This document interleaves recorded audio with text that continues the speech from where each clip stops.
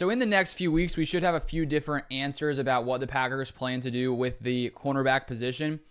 And right now, because there is uncertainty when it comes to Jaire Alexander and Eric Stokes, we just don't exactly know what the Packers will need to do when it comes to moves, because they could decide to keep Jaire. I'm sort of leaning towards right now them potentially letting him go, maybe trading him just because of his injury history. But there is a world where the Packers decide to bring him back. And so if that were the case, I'm not sure the Packers would be quite as aggressive, at least when it comes to signing a free agent cornerback. But today, I want to touch on some of the top free agent cornerback options and sort of give my thoughts on what I think about the top guys out here in the cornerback market. I do think the Packers, let's say without Jaire, let's say without Eric Stokes, I still think they can have good enough cornerback play, because we saw in the Packers-Eagles playoff game with Carrington Valentine, with Keyshawn Nixon, with Javon Bullard, the Packers, I think, were still able to hold up pretty well in that one. So those guys, I think, are good enough for the defense to still be a pretty good unit. But I do think that if the Packers added a top-tier corner, a guy like Jaire, if he was healthy, obviously that would be the easy answer, but with his injury history, that's the question now. But I think we saw what happened with Jaire out there, even this past year. When he's out there, the Packers have a better defense overall, which is not shocking considering Jaire still plays at a really high level when he is at least not dealing with injuries. So there are some questions there. But now if the Packers were to sign a free agent corner, I want to look at some of the top options here. So first off, we have DJ Reed from the Jets, 28 years old. He's been a really solid corner for years and years. It looks like he's not going to return to the Jets, most likely. Spotrac predicts him at a $14.7 million per year contract, where if you look at some of the top corners in the NFL, Jalen Ramsey, number one, making $24.1 million a year. Patrick Surtain, $24 million per year. Jaire's third at $21 million per year. So, $15 million maybe puts you in the 10 to 15 when it comes to top corners on a per year salary per year basis. And DJ Reed, if we sort of look at him this past year with the Jets, when it comes to passer rating allowed, 91.7. That's the worst he's allowed since 2019. We look at it 2023, 85.1 passer rating allowed. The few years before that, 75.7, 66, 76. And so he didn't have quite as good a year as he had in years past. Still think he was a solid corner. 7 pass breakups, no interceptions, allowed 2 touchdowns. But in his career, he's never allowed more than 2 touchdowns in a season. And I think, when it comes to the Packers making a decision if they decide to add a corner, just looking at the age of these guys, a lot of these top options are a little bit, they're not young. 28 years old in the NFL, it's still, I don't think it's old in the NFL, but I think once you start reaching 30, that's where it gets a little more questionable, 30, 31. So I still think DJ Reed could have a few more good years left in him. So that is one option. Then we have Charvarius Ward, the Niners. He had one of his worst seasons of his career this past year. He had 5 touchdowns allowed, 0 interceptions, worst passer rating allowed in his career of 119.1. You look at the year before, he had 5 picks and 3 touchdowns allowed, 17 pass breakups last year, which is insane compared to this year. 4, he did miss about 5 games with injuries, so that was part of the problem there. So the thing with the cornerback position is it is a position where I think you see a lot of change from year to year. Even some top corners, they fluctuate a little bit when it comes to their consistency, and I just feel like it's a position where it is hard to be consistent. I think you look at edge rushers, and I think that position, there's a lot more consistency there for whatever reason. But on a year-to-year basis, you can see cornerback play fluctuate a good amount. So just because Ward didn't have his greatest year this past year, I don't think there's a reason to think he couldn't bounce back. You look at his age, he's going to be 29 when the next season starts, so slightly older than DJ Reed.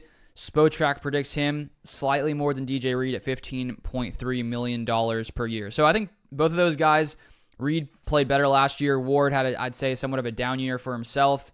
But they're both valued pretty similarly. And so I say they're a similar level of options, similar age. And so if the Packers wanted to go that route, they could. Personally, I think just looking at these options, this is the top two. I have a few more to go over, but looking at these options, I think that if you're going to add a corner, it makes much more sense. Use your first round pick or second round pick on a corner. Get a young guy who has a lot ahead of him. I just think that, when you're signing a little bit older players than, some of these young 22, 23-year-olds, you run the risk of, signing guys when they're near the back half of their career. But I think for Ward and Reed, they could each have a few good years left. And so if you want to get that veteran guy that you're not having to wait for them to develop, then clearly those are the best options there. Then we have Paulson Adebo of the Saints. He turns 26 this offseason, so a little bit younger. Only played in 7 games in 2024 after breaking his femur. And so he, missed a lot of games with injuries. And he was having a nice season before he went down, at least when it comes to picks. He had 3 picks, 10 passes defended, 52 tackles in those 7 starts. And when you look at him and you look at his stats on PFF, you look at 2024 and 2023, a really good passer rating allowed, 67 in 2024, 69.9 in 2023. That's largely due to his interceptions, 4 picks in 2023, 3 picks in 2024, and that was just in 7 games in 2024. So I do think, the passer rating allowed, I don't think it tells you everything about a corner. It gives you somewhat of an idea, but I think that does heavily favor guys who are more aggressive and guys who more ball hawks who really, go for those picks. Because when you look at his yards allowed, he allows a lot of yards. 652 in 2022, 753 in 2023. And if you look at his coverage grade for PFF, which I think that PFF grades can be helpful. I don't always think they're accurate. I think for the most part, they give a somewhat right assessment of at least how good they are for the most part. Because I would say, looking at the top PFF grades at positions, usually those are the guys where I think most people would agree that those are some of the best players at those positions. So I'm not saying every PFF grade is perfect, but I think they're typically in the right range.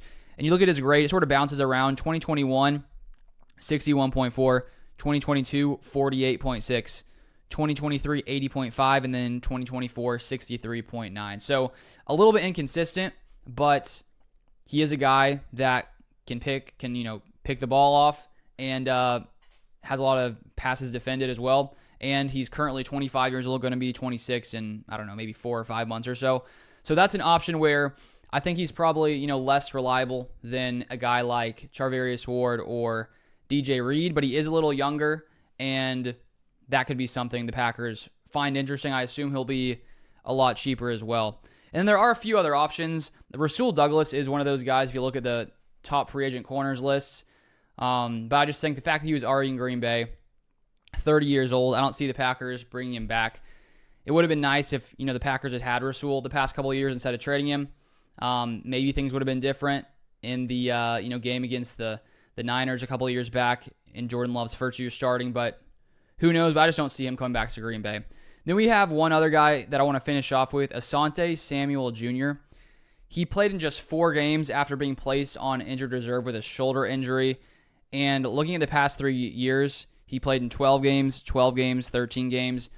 And so if the Packers moved on from Jair, I'm not sure you want to go after a guy who has consistently missed 4 to 5 games in the past 3 seasons. I think that, if you're going to move off of Jair because of his injury problems, you probably don't want to move to another guy who has had some injury issues, even though Asante Samuel, I think, is a pretty solid corner when he's playing.